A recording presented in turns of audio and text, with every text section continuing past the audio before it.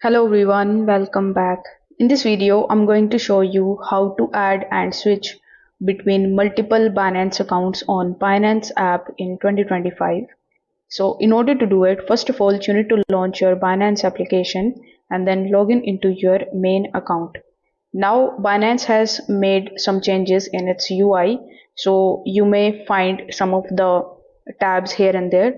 So once you are inside your Binance application, simply tap on the three lines in the top left hand corner of the screen. Over here, you need to tap on your profile tab. Here, previously the switch account option was in the bottom left hand corner of the screen, but as I told you earlier in this video, they have changed some of the options here and there. So in order to get the option of switch accounts, you need to tap on your profile icon here in the top right hand corner of the screen, and here we have the switch account option. So tap on the switch account option and now you will be landed here on this page where it is going to basically show you your current account. So in order to add a new account, tap on the plus icon in the top right hand corner of the screen.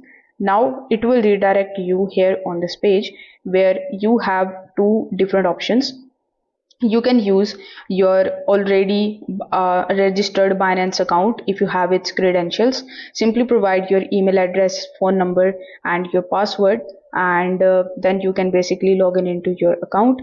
If you don't have an account on Binance, you can choose this. If you want to create a brand new account, just sign up with a fresh email and the phone number and complete the usual verification steps. After logging in or registering, you may need to complete the KYC verification again for the second account. So once this is done, you will be able to use both of these accounts that are listed under your profile. So this is how you can add and switch between multiple accounts in Binance application in 2025. If this video helped you out, make sure that you give it a like and subscribe to the channel for more Binance guides. Thanks for watching.